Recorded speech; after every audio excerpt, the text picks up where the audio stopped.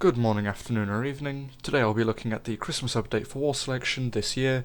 Lots of new stuff has been added, some cosmetics, and some pretty big buffs and nerfs for the units that deserve it, and some that don't deserve it. So starting in general, the 50 daily tech points that you normally would get are replaced by doubling the tech points on the first match in your free-for-all, ranked or team matches. So basically the first free-for-all ranked game or team match you play for a day, you'll get double the tech points. So where you'd normally get 200, you'd get 400 for the first match. This is a nice change, as 50 daily tech points is really not a lot. You can now buy fortune chests with random items in them for technology points.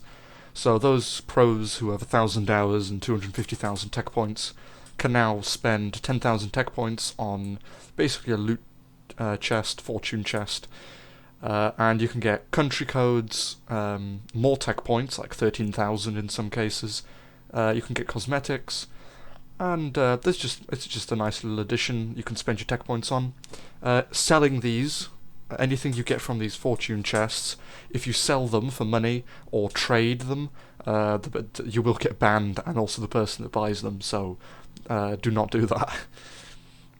1v1 and 2v2 modes are now available every day, so instead of having one day with 1v1 and then the other day with 2v2, you can now access both at the same time. I can imagine this is going to increase queue times for both, but hopefully it's not too bad. A new decorative item, Mr. Gingerbread Man, this one over here, has been added, so it works the same as all the other decorative items. You place it down, it doesn't interact with the game, and everyone can see it, so it's just a nice little Christmas thing. The map editor has increased the speed of adding or removing environment objects. So this, I'm assuming, is... I don't use the map editor often, really, so I'm assuming this is just helping with a bit of delay when placing objects. And onto the balance. You don't have to upgrade the bulwark into a tower to go to the Bronze Age. The Iron Age. So normally, you'd have to upgrade your bulwarks to either European towers or Asian towers to move on to the next age, but now you don't have to. But unfortunately, Europe has had quite a large nerf in that in the Stone Age, upgrading the stonecutter to a forge does now cost 150 iron. It costs less wood, but 150 iron. So building a stonecutter in the Stone Age to upgrade to a forge when you go Europe is no longer a viable strategy, really. That's quite unfortunate. Let's see how badly that affects rushing as Europe. Onager, the time between attacks has been increased from 7 to 9 seconds, and the turn speed reduced by 30%. So this is just going to make it, of course, a nerf. So it's going to make it harder to kill things with the slower shooting speed, and also the turning speed will make it harder for it to get away or change targets when it's being attacked. This is the same for the Eastern European Catapult. It's got a 30% turning speed nerf. Not sure if it was needed for the Catapult for Eastern Europe. It's not that powerful really anyway, but we'll see what that does. Industrial Revolution, the Mortar has the price reduced from 400, 350, 350 to 350, 250, 50. So a bit of a decrease in food and wood. Another nice change. The Mortar's been getting lots of buffs. Let's see if it will ever become useful. The Light Bomber, which is the IR-1 bomber, the damage increase from 150 to 170. That's quite nice, as IR-1 planes are not really that good. Light Fighters, the price has been reduced from 350, 400 to 250 to 300, 400, 150. So 100 less iron and 50 less food.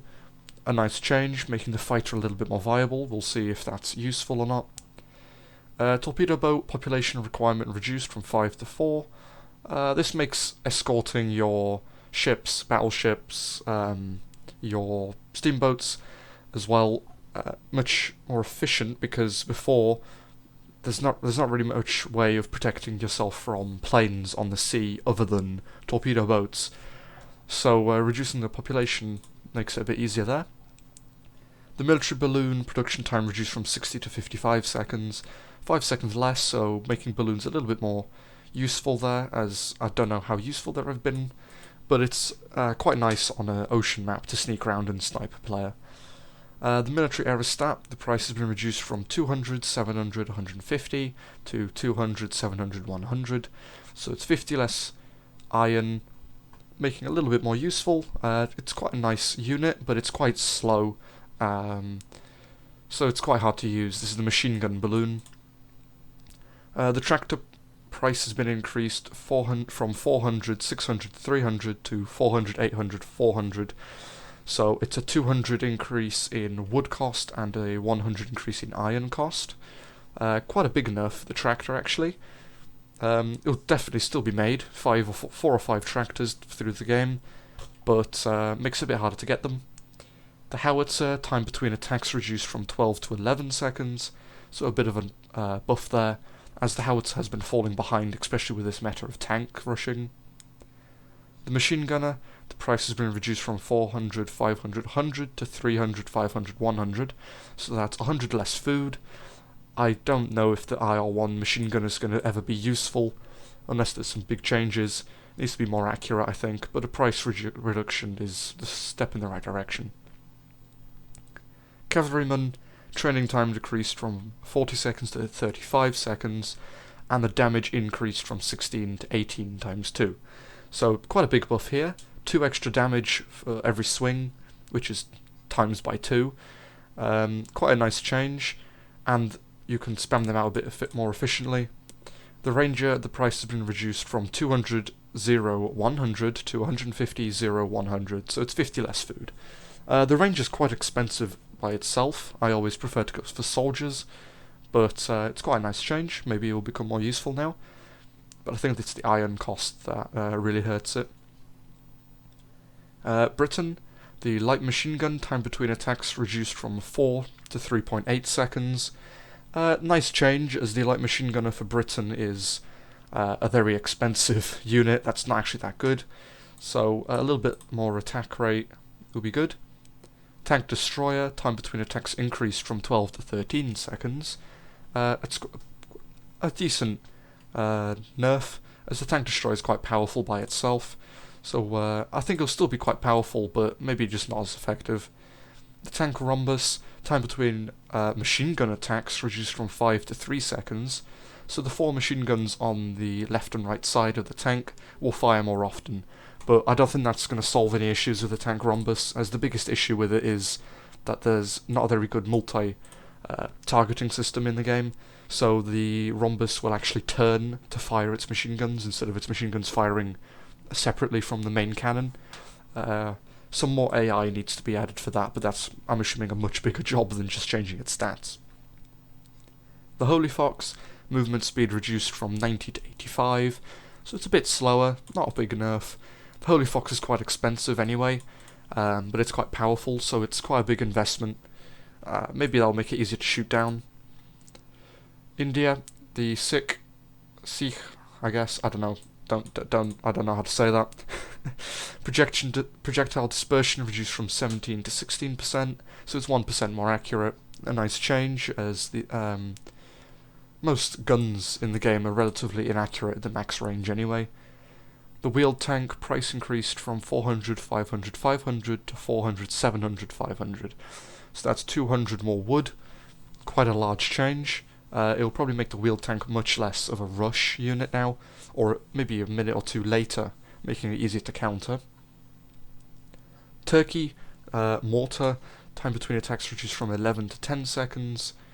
That's quite nice, a bit more damage output, but I think the biggest issue with the Mortar is the fact that it's quite big, it turns slowly, and it's so susceptible to air units attacking it. A few bombs and you've lost the Mortar. Germany, pillbox price reduced from 400, 2,000 to 400, 1,800. Quite a nice change. It's 200 wood less to build it. The upgrade price reduced from 0, 500, 500 to 0, 400, 400 for heavy pillbox and anti-aircraft pillbox. So upgrading it to the anti-aircraft variant or the pillbox with the cannon is 100 wood and iron cheaper. So that's quite a big buff for the defensive structures for Germany. Flamethrower, price reduced from 200, 400 to 150, 300. 50 less wood and 100 less iron, I think. Oh no, sorry, that's my mistake. 50 less food and 100 less wood. So it's a nice change. Flamethrower is a bit more usable there. The armoured flamethrower, on average, the armour has been increased from 23.1 to 23.6. Not a very big change, but maybe a few more shots will be able to deflect. The Goliath, damage increased from 600 to 800. That's a massive buff for the Goliath, but it's still quite a fragile unit, so you have to be careful with it. And the ME262, the damage has been reduced from 180 to 170. Not sure why they nerfed the plane for Germany.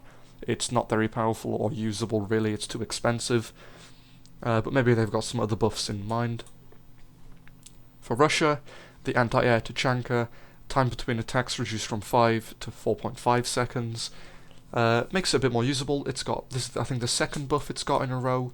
So maybe it's going to become more usable against planes, but it's just... It costs population when you can instead build an anti-aircraft gun, which is stationary, but it doesn't cost population. So, we'll see how that turns out. The Death Scythe time between attacks reduced from 10 to 9 seconds, so that's quite a big buff for the Death Scythe. It's already quite powerful, but it's just going to become even more usable. The Red Devil damage increased from 16 times 2 to 18 times 2, which is very nice. Same as the Cavalryman, but it still takes the same amount to recruit it, time-wise. I'm not sure when they got the 2 times damage, because the Red Devil at first, they didn't do the 2 times damage. It's quite strange, I never noticed that change. For France, the APC Saint-Chamond increased the number of required population from 7 to 8, so that's quite a big nerf for the Saint-Chamond. Probably to counter the Saint-Chamond and RPG strategy, where you just roll up to the enemy town hall, unload the RPGs and destroy them. The Farman Goliath, damage increased from 800 to 900, nice buff for the Farman Goliath. Potez 633, increased number of required population from 7 to 8, another nerf for the Bomber for France. So some changes for France there. France hasn't been changed for quite a while. China, the howitzer, time between attacks reduced from 14 to 13 seconds, same as the normal howitzer. Type T, time between attacks increased from 7 to 8. I think that's the FT-17. I don't know, I've never played China. I vowed not to play China after I saw how annoying it is to play against. The Type R, that's the Rhombus tank. Same buffs as normal, except the main gun has time between attacks has been increased from 7 to 8 seconds. So it's actually got a debuff on the main cannon and a buff on the machine guns. And the Type M, which is the Marbolo, I think, the British heavy tank for China. Time between attacks increased from 9 to 10 seconds, so it's another nerf. For Japan, the light trench mortar, with a double R there, bit of a typo. Price reduced from 200 to 350 to 150, 250, 50. So it's 50 less food and wood. Nice change. The light trench mortar is quite powerful by itself, especially if you spread it out. Even the Death Scythe can't deal with it very well. It's quite a nice unit, support with some machine gunners, and it's quite useful. Fugo, damage increased from 800 to 900. Same as the Farman Goliath, making it a bit more useful. Maybe Japan's becoming more useful, but I think it needs another maybe land unit or some sort of buff on land, as it doesn't work very well on land maps by itself. And Poland, the amphibious tank, health increased from 850 to 900. Bit of a buff there, but you still can't really use it on the sea except from small voyages, as you can't see anything. Stone Mine, income decreased from 60 to 55. Another quite big buff for the nerf for the Stone Mine. It already got a nerf from 70 to 60, so I hope this is it. Tank KD, damage reduced from 75 to 70.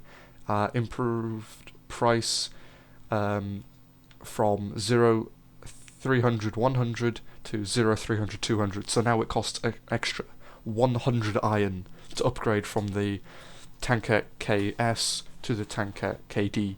I think that's another typo. KS, it's supposed to say instead of KC. But the damage reduced is quite big as well. Even less firepower.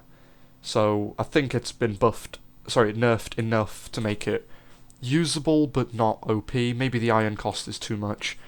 But that'll be reflected on in the game, as too many people have been complaining about getting sniped by them.